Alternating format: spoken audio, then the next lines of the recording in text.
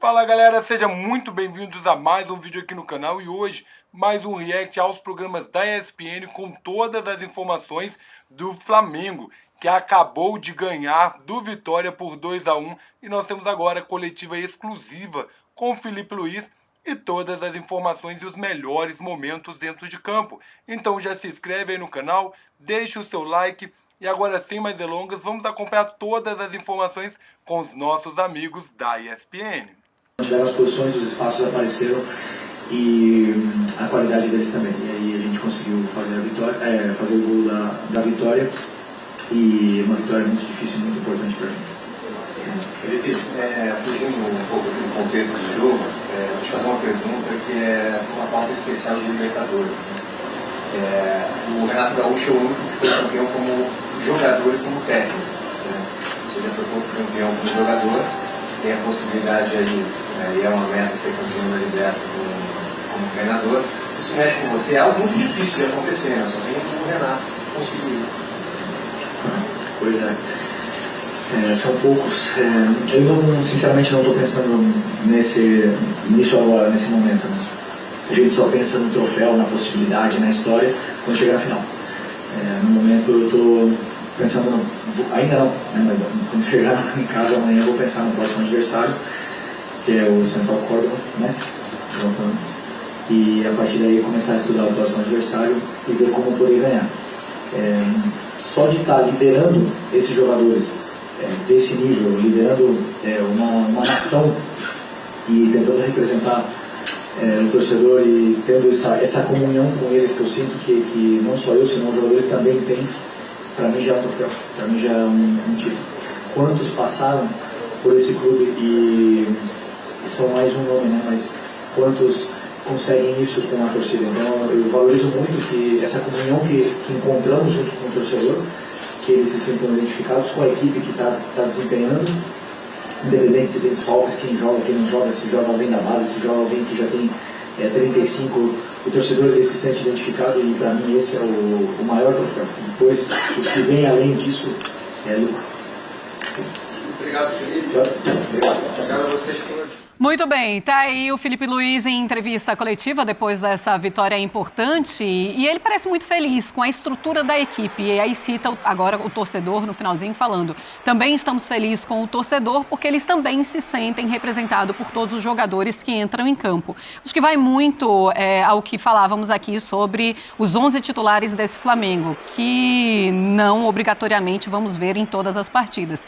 Ele fala: não importa quem entra em campo, nós nos sentimos representados, os torcedores se sentem representados, mas ele também fala da estrutura de ataque e estrutura de defesa, que não se perde mesmo quando ele não está com seus principais jogadores ou os jogadores titulares. Eu acho interessante ele falando sobre o espaço que o Flamengo tem direito a dar de finalização ao seu adversário. Tipo, se for para bater de fora da área, a gente assume se o gol sair do chute de fora da área, tudo bem, é culpa minha.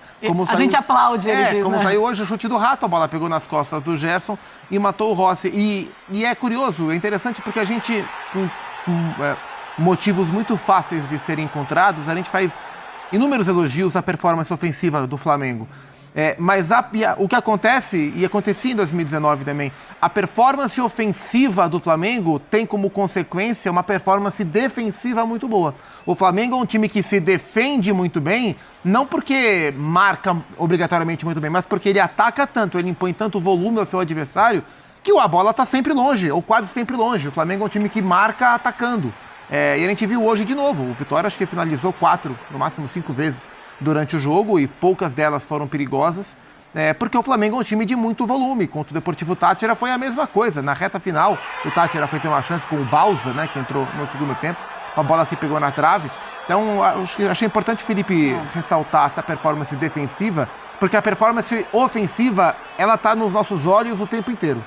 Mas ela ele causa fala também, né? o time forte. Eu acho que é legal que também é isso. O Felipe é bacana porque ele não se baseia só no resultado, nunca. Acho que às vezes admite onde o time vai mal, admite onde o time vai bem, admite a superioridade do elenco dele em relação aos demais, que isso eu acho que assim, o cara que confia no próprio taco, ele faz isso, entendeu? Ele fala, não, eu sei que eu tenho o melhor elenco e não vou ficar disfarçando em relação a isso. Sim. Aí ele fala na entrevista de hoje, a gente precisa melhorar algumas coisas do jogo com bola porque precisamos ser mais determinantes na frente. E acho que, de fato, se você for procurar alguma coisa em que o Flamengo precisa talvez evoluir indiscutivelmente, é isso. É um time que cria mais do que faz gols. Ele falou claramente isso, ele falou textualmente isso. Então, eu acho que é muito bacana, sabe, ver. Eu sinto, eu não sei se o torcedor do Flamengo sente isso, mas eu sinto que nessa temporada o Flamengo está em muito melhores mãos. Sim. Quando a gente fala não só do Felipe Luiz, mas do Boto. Sim. A diferença dessa direção de futebol do Flamengo de agora, a diferença do técnico em relação ao que a gente via nas entrevistas, e não é diminuir no caso dos técnicos do passado do Flamengo, mas em alguns momentos eu lembro da gente falar que, cara, tá meio desconexo o que a gente está ouvindo do que aquilo que a gente está vendo em campo. E com o Felipe Luiz, por enquanto, pelo menos, tudo que ele fala é exatamente um reflexo. É curioso que não foi o Boto que contratou o Felipe, né? O Felipe veio da gestão anterior, mas há um alinhamento acho que de método, completo, né? Que é como se fosse o Boto que tivesse trazido o Felipe. E assim, havia uma discussão, né, no momento em que o Boto assume, porque chega, né, cheio de marra e falando quem é que vai e quem não vai contratar e vai ser do jeito dele e não vai ser do jeito dele. No final das contas, eu acho que ele chegou pro Felipe, vamos juntos, vamos unidos aqui, se abraçaram e eles se dão muito bem em campo, pelo jeito. É para o Flamengo, né? Não é para individualidade, não é para vaidade. Tem uma coisa do Felipe... Também. E tem a ver com vaidade, tem a ver com o trabalho de cada um, claro. Mas vaidade pela vaidade já cai, né? Assim, e não é esse o conteúdo, tem conteúdo ali. O Zupac aborda uma situação que eu acho que o Felipe vai ajudar no debate do futebol.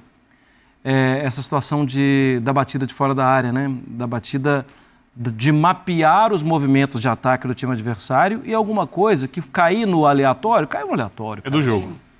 Uma bola desviada. Vários clubes na Europa têm uma confiança muito grande em seus goleiros e o combinado tá batendo de muito longe, não entra na frente. Sim. Para a bola não desviar.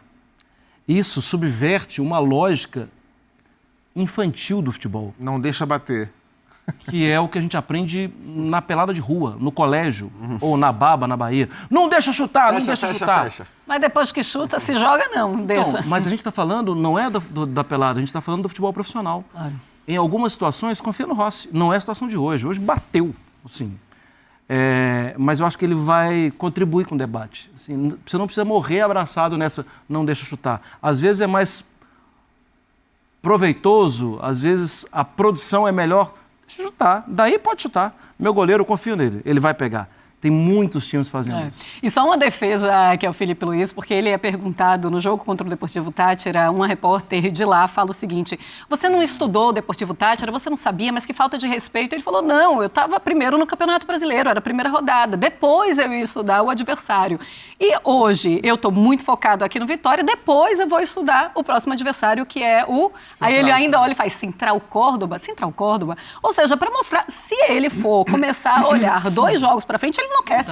Não faz mais nada, ele não sabe nem os jogadores que estarão à disposição dele daqui a 2 ou 3 partidas. Tem que ser honesto, ele tem uma equipe que trabalha o próximo jogo. Claro, não quer dizer que ninguém no Flamengo está olhando para o Central Córdoba já há 2 semanas, 3. Tem gente que já está olhando. Ele que não tem como, é lógico. Porque ele tem que e aí não dá para ele responder as perguntas a respeito desses adversários especificamente. Assim, mas a gente gosta de grudar nessas coisas, então, né? Se a gente pegar aliás, isso é engraçado, e a gente que tem repórter na Inglaterra e tudo mais, toda vez que tem Mundial de Clubes chegando, né, a pergunta é feita, né, pro Klopp, pro Guardiola, tá? E aí você vê que as respostas desses caras, que são gigantes, são sempre muito vazias a respeito dos times sul-americanos. Eles não estudaram mesmo. Sempre, porque eles também não estudaram. Então, o Luiz Henrique falou esses dias, tem né? Muita conheço muito pouco. Exato. Vou ter a chance nesse verão de conhecer mais sobre o Botafogo. Você imagina aqui o cara joga 2 vezes por semana, amanhã tem recuperação física, né?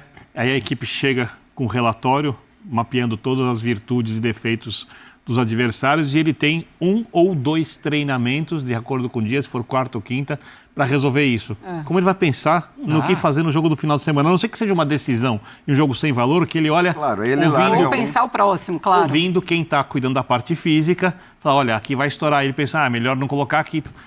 E o volume de informação disponível hoje, que se trabalha hoje num estudo para um jogo, é muito maior do que o volume que existia disponível há algumas décadas. E não dá para ficar tudo num cara. Não, e se ele ficar hoje, já com todo o volume disponível dos próximos 2, não tem HD. Só se ele andar pendurado com um monte de HD nas costas. Não tem como, entendeu? Não tem, Não dá certo, tem né? terabyte que segure isso aí. Qualquer chefe que É isso aí, galera. Essas foram as informações aqui no canal. Como vocês viram, o Flamengo é noite de festa, de comemoração. O Filipe Luís, mais uma vez, conseguiu acertar, né, ali na escalação que ele trouxe para dentro de campo. E isso faz muito bem para ele, porque é a primeira vitória dele no Brasileirão em 2025. E isso é muito bom para o Flamengo.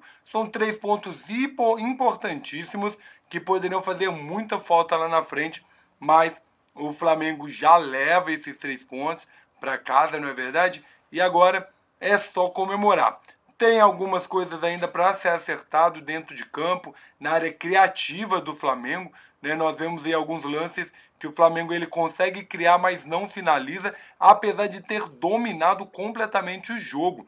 O Vitória, né, não teve muito como jogar e pode se perceber o quanto o elenco do Flamengo é muito superior e tem todas as possibilidades para ir muito bem, né? E como nós vimos a pergunta de um dos entrevistadores, né, o Filipe Luís, ele tem a possibilidade aí de ganhar a Libertadores como jogador e como técnico, e isso com certeza mexe muito com ele e deve ser um dos sonhos do Filipe Luís. E com esse elenco que ele tem agora, é muito provável, apesar da dificuldade de alguns times muito bons na Libertadores, mas o Flamengo tem um elenco muito forte e tem toda a possibilidade de trazer para casa o título da Libertadores, tanto como também do Brasileirão. E é claro que eu gostaria de saber a sua opinião. Você acredita na vitória e no título da Libertadores 2025 para o Flamengo? Deixe nos comentários a sua opinião. Deixe também o que você achou do jogo dessa noite, como foi o jogo para você. Deixe tudo aqui nos comentários. Deixe também o seu like, se inscreva no canal, venha fazer parte dessa família. Muito obrigado a todos que chegaram até aqui e até o próximo vídeo. Valeu, fui!